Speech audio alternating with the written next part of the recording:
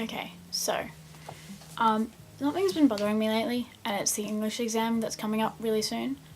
I'm in advance, so we're doing Virginia Woolf, and a play by Edward Albee. And basically everyone's freaking out and trying to study and doing all that kind of stuff, but I figure if I can make it easier for the other students, then why not? Basically, I've taken the liberty of summarising the entire of the two books and their common themes and like intersexuality and everything into a couple pages, and I prepared it all for you with pictures as well for the simple kids, and I'm pretty sure that with this help you'll do like amazingly well in this exam. So first up, we have Virginia Woolf. Here we go. She's the author of A Room of One's Own, and she's actually pretty special in that, you know, she's a bit of a feminist, as you can tell from the legs and the hairy armpits and the... I didn't actually draw boobs, that's what I should do.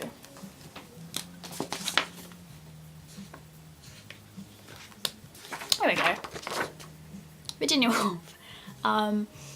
Yeah, she's basically a first-wave feminist who leached off a wealthy husband and decided to write a book about how much men sucked, and about independence despite the fact that she was really, really dependent on her own husband. You can see her waving a little essay book around like, "Wee, look at me, I'm a feminist, ah!" And that was pretty fabulous. Her boobs are kind of swinging, as you can tell, because she's braless and very hairful, kind of like Ugo, but with longer hair.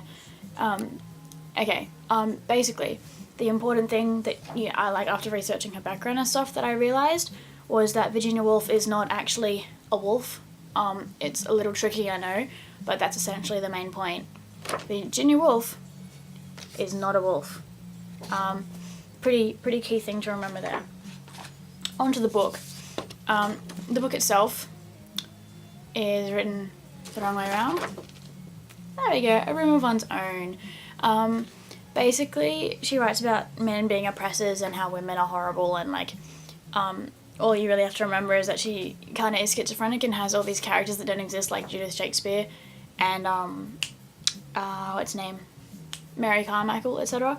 And like it's kind of pointless, and she just rambles on and on like I am right now. And she's talked about androgyny, and she's basically a total man-hating dyke.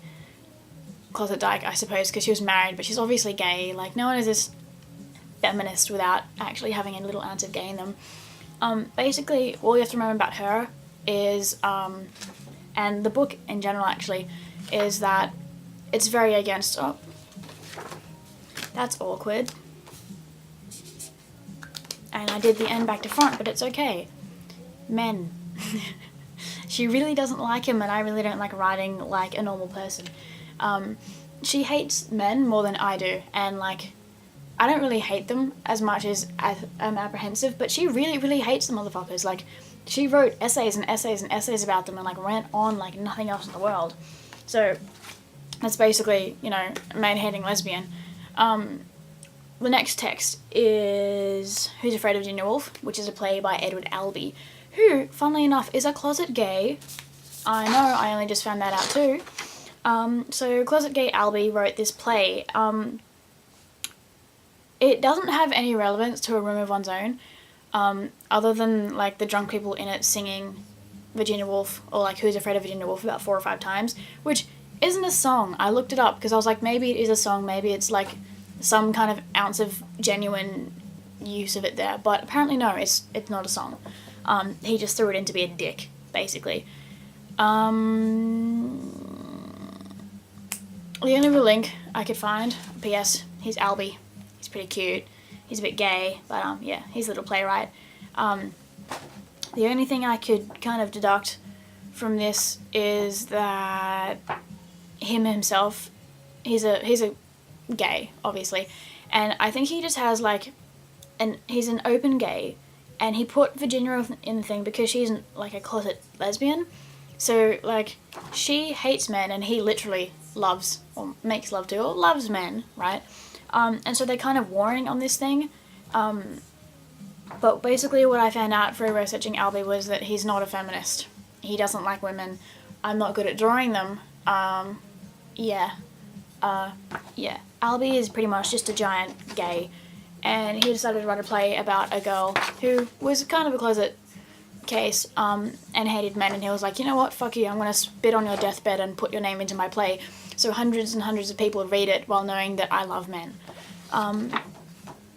Yeah, he didn't even really he doesn't like girls, I don't understand it, he didn't even like them, but anyway, the book itself is, or the play itself I should say, is about 4 people, George, Martha, Nick and Honey. Basically all that happens is they meet up at 2 a.m. and get really, really drunk, hence the bottles. And all you really need to know is that shit happens. She ends up sleeping with him. She ends up on the bathroom floor. He just, like, gets the shit kicked out of him verbally by her, and all this shit goes on. But, yeah, anyway, etc, etc, etc. It's really shit. It's really stupid. George has, like, 100 soliloquies in, like, the play version, which is kind of irrelevant, but I thought it was kind of weird, because he's kind of like the Hamlet of this weird, retarded gay man play. I had more to say about this, but I can't really remember. Yeah, they just went through hundreds and hundreds of dollars worth of brandy somehow in, like, their little stomachs in this little amount of time. And then at the end of the play, basically the big climax and the big kind of realization at the end of it is that George and Martha's child, the baby, isn't actually real, it's fake. That's the big revelation.